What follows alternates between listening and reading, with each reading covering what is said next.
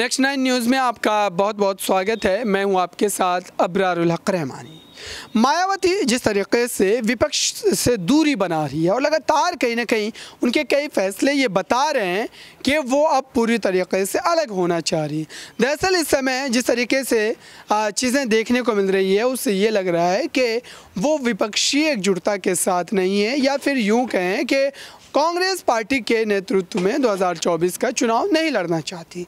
लेकिन इस बीच जिस तरीके की खबरें, जिस तरीके की अटकलें लगातार लगाई जा रही है, उससे यही माना जा रहा है कि हो सकता है कि उत्तर प्रदेश में फिर से एक बार अखिलेश यादव और मायावती एक साथ आ सकते हैं, यानी एसपी बीएसपी का गठबंधन हो सकता है। इस तरीके की बातें की जा रही है। लेकिन आपको बताऊं कि इस समय जिस तरीके के हालात बन रहे हैं उसको लेकर के यही कहा जा सकता है कि ये सोचने में ये लग रहा है कि संभव है, लेकिन ये है ज़मीनी हकीकत पर काफ़ी मुश्किलों भरा काम।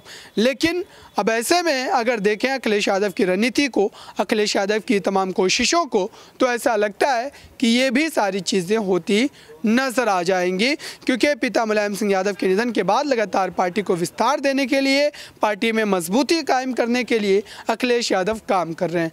और इस पूरी मुहिम की अगर बात की जाए तो इसमें बड़ा फ़ायदा उनको तब मिला जब मैनपुरी लोकसभा उपचुनाव में उनको जीत जो है हासिल हुई। लेकिन अब इस पूरे मुद्दे को लेकर के अगर उत्तर प्रदेश के कोने कोने से अगर मामले को आप समझते हैं, वहाँ के अगर अलग अलग क्षेत्रों की बात करें तो वहाँ पर जिस तरीके से लगातार कहा जा रहा है कि उत्तर प्रदेश सबसे बड़ा राज्य है और 2024 लोकसभा चुनाव के दृष्टिकोण से देखा जाए तो काफ़ी ज़्यादा अहमियत रख रहा है, काफ़ी ज़्यादा महत्व है उस राज्य की, क्योंकि लगभग 80 सीटें मात्र इस राज्य से ही लोकसभा के लिए जो है चुनी जाती हैं। तो जाहिर सी बात है कि मायावती और अखिलेश यादव मिलकर के यही कोशिश करेंगे कि यहाँ पर अपने तौर पर ज़्यादा से ज़्यादा सीटें जीतने की कोशिश करें, ताकि फिर आने वाले समय में कहीं ना कहीं अपने दाव को खेला जा सके कांग्रेस पार्टी के साथ, जब विपक्ष की सत्ता के गठन का मामला निकल करके सामने आएगा। तो दरअसल इन्हीं तमाम मुद्दों पर बात करेंगे आज के इस ख़ास प्रोग्राम में। मेरे साथ सहयोगी भी जुड़ेंगे और समझेंगे कि दरअसल इस वक्त जिस तरीके के हालात हैं, जिस तरीके की स्थिति है, इसके बावजूद भी क्या उत्तर प्रदेश में अब सत्ता को लेकर के जो तमाम बातें की जा रही है, जो लगातार बहसबाजी का दौर चल रहा है, विपक्षी एकजुटता को लेकर के बातें की जा रही है, उसमें किस तरीके से बदलाव आ सकता है। तो मेरे साथ बात करने के लिए ऋतिक मौजूद हैं, मेरे साथ जुड़े हैं। इनसे समझते हैं कि दरअसल इस वक्त जिस तरीके से तमाम मामला देखने को मिल रहे हैं, क्या मायावती और अखिलेश यादव फिर से एक बार साथ आ सकते हैं। हालांकि पिछली बार का जो उनका आप कह सकते हैं गठबंधन का मामला था वो उतना खास नज़र नहीं आया, क्योंकि सीटों के लिहाज से देखा जाए तो फ़ायदा नहीं मिला और इसी बात को लेकर मायावती लगातार नाराज़ चल रही है। लेकिन इस बीच जो खबरें आ रही, कहा जा रहा है कि फिर से गठबंधन की स्थिति पैदा हो सकती है। देखिए अबरार, मैं आपको बता दूं यहाँ पर कि बुआ और बुआ की जोड़ी से प्रसिद्ध हैं ये अखिलेश और मायावती। लेकिन सबसे बड़ी बात यह है कि निकाय चुनाव अभी नज़दीक है, भले ही तारीखों की घोषणा नहीं हुई, लेकिन कभी भी तारीखों की घोषणा हो सकती है।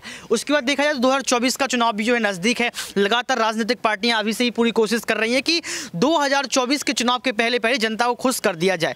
लेकिन मायावती प्रेस कॉन्फ्रेंस करती हैं, विधानसभा चुनाव पर जिक्र कर देती हैं, उसके बाद जो है लोकसभा चुनाव पर जिक्र कर देती हैं, ईवीएम पर बड़ा खुलासा कर देती हैं, लेकिन कहीं ना कहीं अखिलेश का नाम नहीं लेती हैं। अखिलेश पर भी तंज कस देती हैं, योगी आदित्यनाथ पर भी तंज कस देती हैं।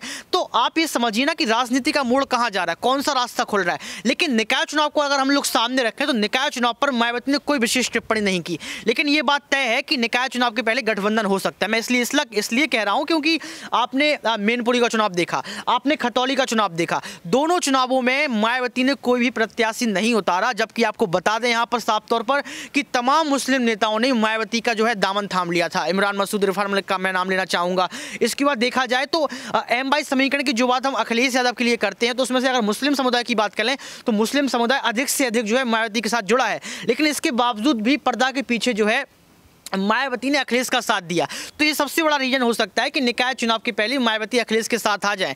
और अगर निकाय चुनाव के पहले मायावती अखिलेश के साथ आ जाती है, अगर गठबंधन हो जाता है, तो आपको लोकसभा चुनाव के पहले पहले महागठबंधन की तस्वीर नजर आएगी। बिल्कुल इस तरीके से तमाम चीज़ें देखने को मिल रही है। लेकिन अगर देखा जाए तो यहाँ पर मायावती का जो आरोप लगा था विधानसभा चुनाव के बाद कि जो यादव वोट बैंक है वो जो है ये नहीं हुआ, आप कह सकते हैं कि BSP पार्टी की तरफ उनका झुकाव नहीं नहीं था। यानी कि जो है वोटों का जो एक होता है गठबंधन की स्थिति में, तो दलितों का वोट जो है वो समाजवादी पार्टी के प्रत्याशियों को तो मिला, लेकिन बीएसपी के प्रत्याशियों को यादव वोट बैंक नहीं मिले। ये आरोप बड़ा था। आरोप लगता है, देखिए मैं आपको बता दूं, मैं सवाल समझ गया हूं। सबसे बड़ी बात यह है कि दलित की बात कर लो, SC ST की हम जो बात करते हैं वो मायावती के साथ आज भी हैं और कल भी थे, हमेशा रहेंगे। लेकिन कहीं ना कहीं M22 समीकरण की जो हम बात करते हैं मुस्लिम और यादव की, तो मुस्लिम समुदाय का बहुत सारा वोट जो है मायावती को मिलता आया है। लेकिन अबरार आपने एक चीज नोटिस की होगी पत्रकार के तौर के, और आप लगातार रिपोर्ट देते भी रहते हैं, ब्राह्मण वोट बैंक का क्या होगा, शाक वोट बैंक का क्या होगा, कुर्मी वोट बैंक का क्या होगा, वैश्य वोट बैंक का क्या होगा, तमाम ऐसी जनजातियां हैं जो उत्तर प्रदेश के अंदर रहती हैं, इन वोट बैंक का क्या होगा। इन वोट बैंक पर मायावती ने जो है लगातार कोशिश की है, लगातार वो ये कहते हुए नजर आ रही है कि अगर आप EVM बैन कर देंगे, अगर आप बैलेट पेपर से चुनाव करवा लेंगे तो हम आज जीत जाएंगे। तो मायावती का ध्यान दलितों पर है, पिछड़ों पर है, मुस्लिम समुदाय के वोट को जुटाने पर है, और साथ साथ ब्राह्मण और शाक वोट बैंक को जुटाने का है। क्योंकि आपको ये भी पता है कि शाक की बात कर लें, ब्राह्मण वोट बैंक की बात कर लें, साहू वोट बैंक की बात कर लें, मोदी वोट बैंक की बात कर लें, ये तमाम पूरा वोट बैंक बीजेपी पार्टी को एक तरफा जाता है। तो इसको खींचने की पूरी कोशिश जो है मायावती कर रही हैं, और अगर मायावती इस वोट बैंकों को खींचने का काम कर रही हैं और अखिलेश का साथ दे देती हैं, बुआ और बबुआ की जोड़ी फिर से बनती है, तो तमाम वोट अखिलेश के ही खेमे में जाएगा।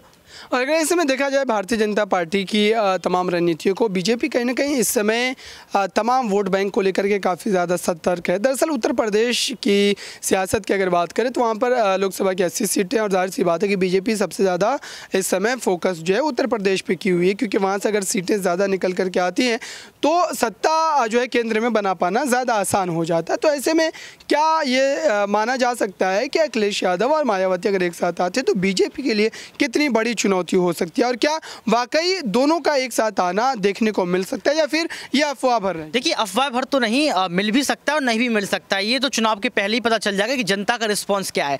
जनता के रिस्पांस के आधार पर ही गठबंधन और महागठबंधन होता है कि जनता अगर मायावती को सपोर्ट कर रही है, आधी जनता अखिलेश को सपोर्ट कर रही है, तो गठबंधन कर लेंगे, बहुमत का आंकड़ा छू लेंगे। लेकिन बीजेपी को चुनौती इसलिए मिल सकती है यहाँ पर क्योंकि बीजेपी पार्टी लगातार दलीलें पेश करती है। केशव प्रसाद मौर्य कह रहे हैं कि आंकड़ा 60 और 40 का रहेगा। केशव प्रसाद मौर्य दावा ठोक रहे हैं कि कुछ भी हो जाए बीजेपी पार्टी जीतने वाली है। तो ये घमंड भरी बात कर देना, कहीं ना कहीं जनता समझती है आपने जमीनी स्तर पर कितने काम किए, कितने खोखले वायदे किए, कितनी जुमलेबाजी की, कितना भ्रष्टाचार फैलाया, तो ये तस्वीर जो जग जाहिर है, इसको खत्म करने का काम भी जनता ही करती है। तो अगर गठबंधन होता है तो आने वाले वक्त में बीजेपी पार्टी को कड़ी चुनौती मिल सकती है, लेकिन हार और जीत ये जनता के हाथ में है। अबरार, बहुत बहुत शुक्रिया इन तमाम सवालों का जवाब देने के लिए। तो ये देखिए कि उत्तर प्रदेश की सियासत का पूरा आकलन है और इस समय ये तमाम चीज़ें लगातार चर्चाओं में बनी हुई है। इस खास रिपोर्ट में बस इतना ही। देखते रहिए ताज़ा तरीन खबरों के लिए नेक्स्ट 9 न्यूज़ को। धन्यवाद।